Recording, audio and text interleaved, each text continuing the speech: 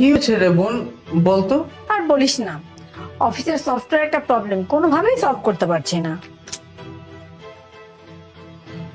Madam, চা খাবেন? হ্যাঁ, খাওয়াই যায়। এমনিতে আমার মাথাটা খুব ব্যথা করছে, কড়া করে এক কাপ চা নিয়ে আয়। আচ্ছা ঠিক আছে, কড়া করে এক কাপ চা নিয়ে আসতেছি।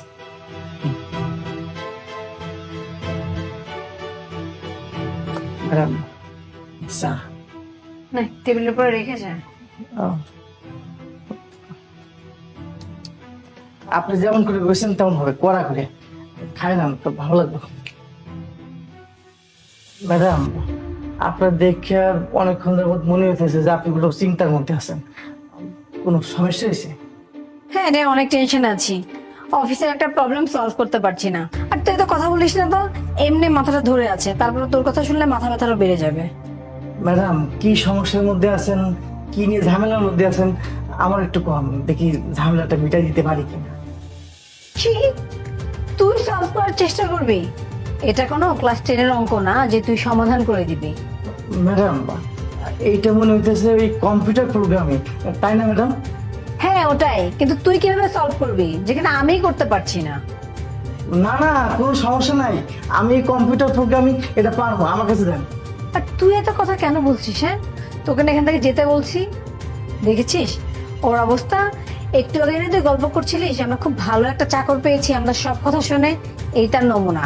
ওকে একটু আশকারা দিয়ে মাথায় উঠিয়েছি, ও মনে করেছে সব কিছু পারে।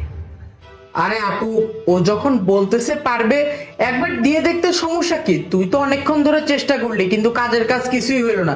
একবার দিয়ে দেখ কোনো সমাধান করতে পারে কিনা। তুইও আমাকে এই কথা বলছিস? তোর কি মাথা টাথা কিছু গেছে নাকি? ম্যাডাম, দেন আমার কাছে, আমি ঠিক করে দিতেছি। আরে বলতেছে যখন দে না, দেখা যাক কি হয়। এতক্ষণ তো চেষ্টা করেও পারলি না।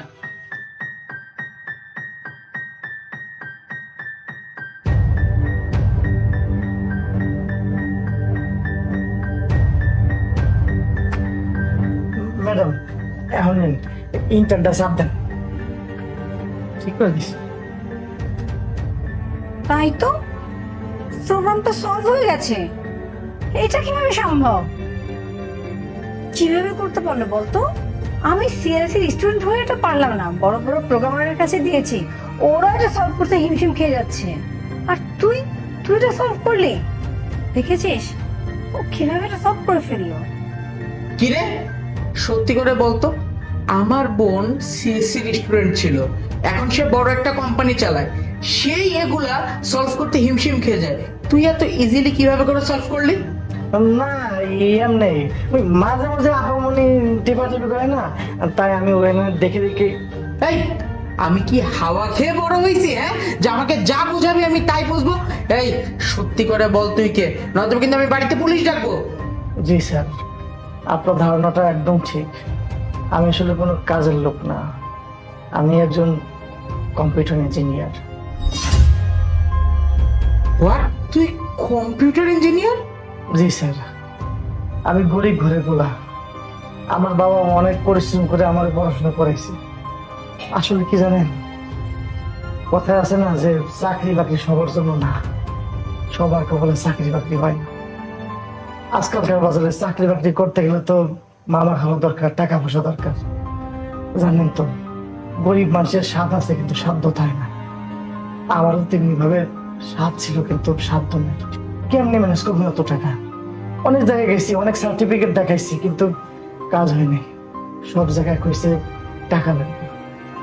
আমার বাবা মার পক্ষে তো এত টাকা দিয়ে আমরা চাকরি বাকরি করে হলো, এত টাকা পয়সা আমাকে নাই, তাই বাধ্য হয়ে চাকরি বাকরি না পাইয়া মানুষের বাসায় কাজ করতেছি। স্যার, আপনার ঘরে চাকরি করতেছে, আমার মাও অসুস্থ, আমার মায়ের একটা কিডনি নষ্ট হয়ে গেছে স্যার। আপনার ঘরে একটা চাকরি করে যেটা পাই, সেই টাকা দিয়ে আমার সংসারটাও চালাই। স্যার, আমি অনেক কষ্টে আছি স্যার, আমার পরিবারটা নিয়ে আমি অনেক কষ্টে আছি। আমার আপনার চাকরি থেকে বাইর করে দেন না স্যার, আপনার যদি আমার চাকরিতে বাইর করে দেন, দুটা লবণ ভাত যে খাইতেছি এটাও বন্ধ হয়ে যাবো স্যার। স্যার, স্যার, আমার স্যার চাকরিতে বাইর করেন না স্যার, আমার আপনার চাকরিতে বাইর করেন না স্যার। আজকে থেকে, এই মুহূর্ত থেকে তোর এই বাড়িতে কাজ বন্ধ। ম্যাডাম ওই করেন না, আমার আপনি চাকরি থেকে বাইর করে দেন না ম্যাডাম। আমি খুব অসহায়ের মধ্যে আছি ম্যাডাম। ম্যাডাম এই অবস্থা আমার বাইর করে দেন না ম্যাডাম, আমি অনেক অসুবিধার মধ্যে আছি, বোঝার চেষ্টা করেন ম্যাডাম। ম্যাডাম আমি আগে করেছিলাম, ও স্যার ম্যাডাম একটু বোঝান না স্যার, আমার যখন চাকরি থেকে বাইর করে না দেয়, ও স্যার বোঝান না একটু। আরে কে বলেছে তোকে আমি কাজ থেকে বের করে দিচ্ছি? তোর জায়গা এটা না, তোর জায়গায় ভালো কোনো কোম্পানি। তুই এত ব্রিলিয়ান্ট হয়ে বাসায় কেন কাজ করবি? তোর ট্যালেন্ট এভাবে নষ্ট হতে দেওয়া যাবে না। তুই এক কাজ করবি, কাল সকালে তোর একটা সিভি আমাকে দিয়ে দিবি, আমি আমার অফিসে এইচআরে জমা দিব। আমার বিশ্বাস তোর চাকরি হয়ে যাবে। সত্যি কথা বলতেছেন ম্যাডাম, মানে আপনাকে কোম্পানিতে আমার চাকরি দিবেন? আমি আমি যে কি খুশি হবো, অনেক খুশি হবো ম্যাডাম। আপনি কোনো চিন্তা করেন না, আমার সিভি ছবি সার্টিফিকেট যা যা লাগে আমি সব দিব।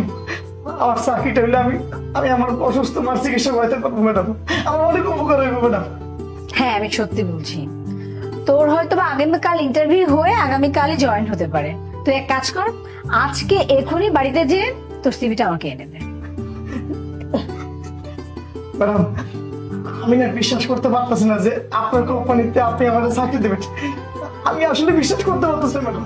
আচ্ছা আচ্ছা বাবা, ঠিক আছে, তুই এক্ষুনি তোর বাড়িতে যা, বাড়িতে যে তোর সিভি সার্টিফিকেট ছবি যা যা আছে সবকিছু নিয়ে আয়। আমি এখনই যাইতেছি, আমি এখনই যাইতেছি।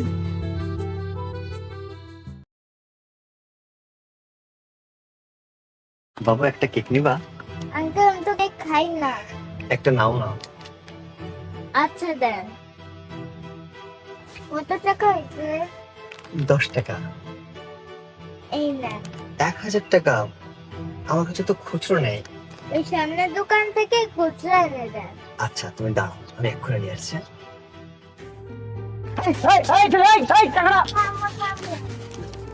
আরে কি বল, তুমি 1000 টাকা কেন দিলে? তুমি আমাকে জিজ্ঞেস করবে না? আমার কাছে তো খুচরো টাকা ছিল, তুমি 1000 টাকা কেন দিলে তাকে? এখন যে চলে গেল, এখন কি টাকাটা ফেরত দেবে? নিয়ে আর আসবে? এটা পরীক্ষা করার জন্য তো দিলাম, দেখি ওই আঙ্কেলটা আসে নাকি। হ্যাঁ আর আসবে, তুমি তোর পরীক্ষা নিয়ে থাকো, দেখো আর ফিরবে না। আচ্ছা পরীক্ষা করে কি করবে এটা কি? বাবা সময় হলে দেখতে পারবা। তবে একটা ওয়েফার নিবা? আঙ্কেল আমি তো এবার খাই না। একটা নেও না, সকাল থেকে একটাও বেচতে পারি। আচ্ছা দেন। কত টাকা হয়েছে? 10 টাকা। এই না, 1000 টাকা? আমার কাছে তো খুচরা নাই। ওই সামনের দোকান থেকে বালতি এনে দেন। আচ্ছা ঠিক আছে। টাকা দাও। থামো থামো থামো। কি বল, তুমি আবার 1000 টাকা দিলে?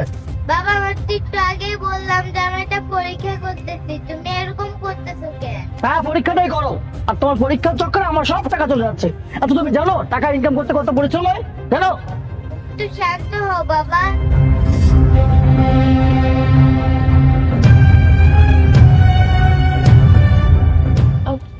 বাবা আচার নিবা?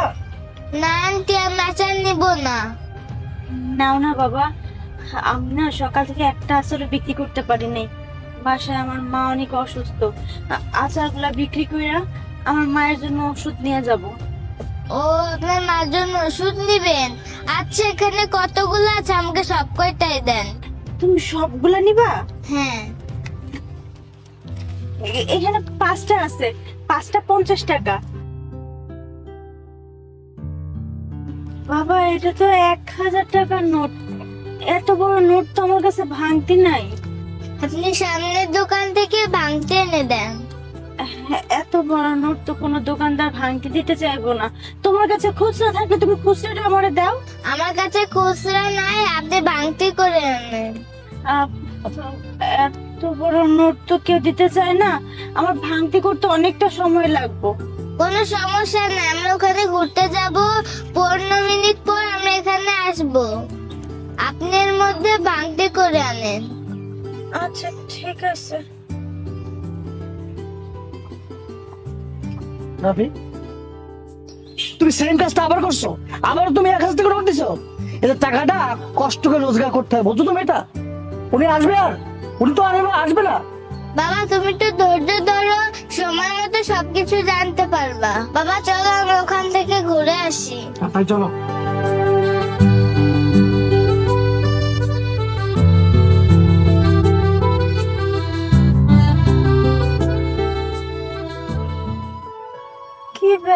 ছেলেরা কই গেছে? পাই না তো।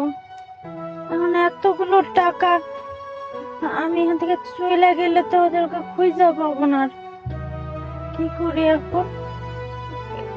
এতগুলো টাকা নিয়ে তো যাওয়াও যাবে না।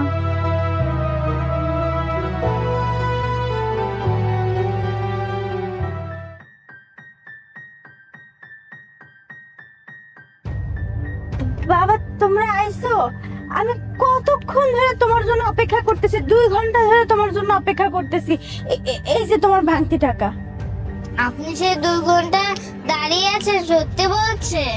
আপনারও তো অনেক মানুষকে 1000 টাকা দিয়েছিলাম, কিন্তু তারা আসে না এখনো। আসলে বাবা, সব মানুষ তো আর একরকম হয় না। কিছু কিছু মানুষ আছে, মানুষের টাকা দেখলে না লোভ করে। আমার আবার মানুষের টাকাতে লোভ নাই। আমি নিজে যতটুকু কামাই করতে পারবো ততটুকুতেই আমি সুখী। আপনার সততা দেখে আমি মুগ্ধ হলাম। আপনি আমার মা হবেন? বাবু, কি বলছো তুমি এইসব? হ্যাঁ, আমার ছেলে ঠিকই কথা বলেছে। আপনার মতো একজন সৎ মানুষকে আমার ছেলের মা হিসেবে দরকার। আমরা অনেকক্ষণ যাবত এখানে বসেছিলাম, মাঝে 2জন লোক আসলো। আমার ছেলে 1000 করে 2000 টাকা অলরেডি দিয়ে দিয়েছে, কিন্তু তারা কেউ টাকাটা ফেরত নিয়ে আসেনি। এই মাত্র দেখলাম যে আপনি টাকাটা ফেরত নিয়ে এসছেন। আমার কাছে মনে হচ্ছে যে আপনি একজন সৎ একজন মানুষ। আচ্ছা, একটা জিনিস বলুন তো, আপনি প্রতিদিন কত টাকা ইনকাম করেন? স্যার, আমি তো এই যে আচার, বিস্কিট এইসবই বিক্রি করি। এইসব বিক্রি করে বেশি গেলে আমার 150 থেকে 200 টাকা প্রত্যেকদিন ইনকাম হয়। এই সামান্য টাকা দিয়ে আপনার সংসার চলে? হয় স্যার, আলহামদুলিল্লাহ। এই টাকা দিয়ে আমার মারে নিয়ে আমার সুন্দর করে চলে যায়। কিছু মনে করবেন না, একটা কথা আপনাকে বলতাম। না, আপনার মতো এমন সৎ একজন মানুষের দায়িত্ব যদি নিতে পারতাম, তাহলে নিজেকে খুব সৌভাগ্যবান মনে করতাম। আপনি কি আমার বাচ্চার মা হবেন? আসলে স্যার, আমার তো বাসায় মা আছে। আমি হুট করে আপনার এইভাবে তো কিছু জানাতে পারবো না। আমি আগে আমার মায়ের সাথে কথা বলি, আমার মা যা বলবে আমি আপনারে বলবো। ঠিক আছে। আর হ্যাঁ, আমার এখন একটা কাজ করো, তুমি আমার ভিজিটিং কার্ডটা রাখো, তারপর যোগাযোগ করো। হ্যাঁ, এটা আমার ভিজিটিং কার্ড। আসি। হ্যাঁ।